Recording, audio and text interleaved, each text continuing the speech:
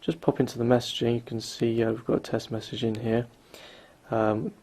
Pretty good on this display. You know, you get quite a lot of text in there.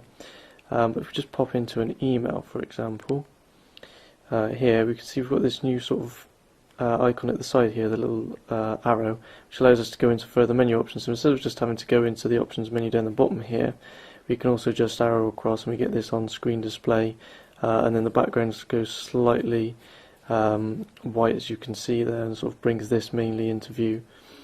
And we've got this sort of menu that pops up from the side in various different places of the UI now. As you can see, we've also got it in the contacts. You can just go across and we've got various different options. So rather than having to hit into the options menu here, we can just slide across and keep the rest of the things on the display as this menu shoots up from the side.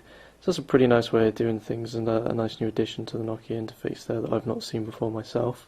So I'm just going to move on to the internet browser now. So as you can see, we've now got the MobileBurn mobile page loaded up. And it loads up pretty quickly. We're on the Wi-Fi connection now, but it loads up pretty quickly by both Wi-Fi and the 3G connection as well.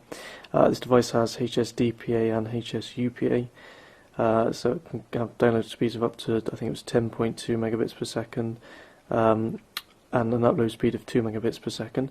And as you can see on the Wi-Fi connection, it loads up even full HTML pages pretty quickly. I mean, there's quite a few graphics on the MobileBurn web page, and it can load them up quite quickly. Navigating around, you can see we get this little navigation window here at the side to help us navigate the page, which is pretty nice.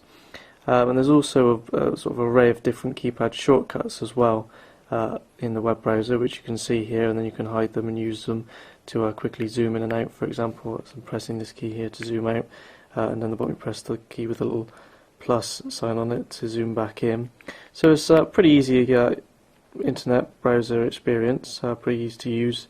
Obviously not perhaps as good as maybe a touchscreen device where you can just flick on the display, but for a non-touchscreen device it's pretty good. And it's sort of moving on slightly from what's on my Nokia N95, a little bit better than that, and also loads up quicker because I think this device has a 600 MHz processor, so it's a little bit quicker than previous Nokia devices. Despite being a business device, the Nokia E52 actually deals with multimedia pretty well. Obviously the camera is not top notch, it's only a fixed focus camera, but the music player is pretty well catered for with 3.5mm audio port on the top, and it's also got Bluetooth A2DP as well, so you can use stereo headphones wirelessly with Bluetooth. You can actually add playlists as well directly on the device and search for your music by artist, album, playlist, song, genre and composer. There's also an equalizer which you can customize, and you can even buy music via the Nokia Music Store link here on the device. You can even search music via voice commands. You can just click on that and enter voice command, just say the name of the track or the artist you want, and it'll pull up all the songs that relate to that. Also, we've got some neat little Office apps as well for people out on the go. We've got Quick Office for viewing Microsoft Office files, and you can even create various new documents. You can see we can create a Word document or a spreadsheet or a presentation on the device.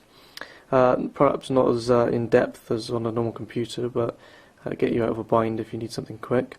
I've also got a calculator and a zip manager, as well as notes and a new thing called Active Notes, which allows you to put videos and things in them and then assign them to a contact, so when a contact rings a note appears to remind you to maybe ask them to get some milk or something. I've also got a dictionary in there and a few other bits and pieces such as a PDF reader, so pretty well catered there. I've also got a decent calendar on the E52. As we said earlier, it shows up here in the main menu. You can see on the home screen, we get the calendar entries popping up. And we've actually synced our calendar here with our Microsoft Exchange account as well. So all the different appointments on our Microsoft Exchange account are synced across, which is pretty good for obviously business users. We also synced from Microsoft Exchange our contacts, so all the contact images and bits and pieces came across perfectly well, as you can see down the bottom here. And also we've got various different details, email addresses and mobile numbers for each contact as well. So all that syncs across perfectly easily. So as a multimedia device, it's not too bad, and as a business device it's pretty good.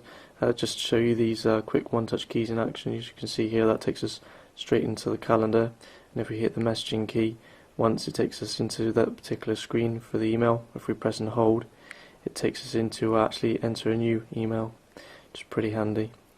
So anyway, that's the Nokia E52. I'm Ross Jeffers from mobileburn.com.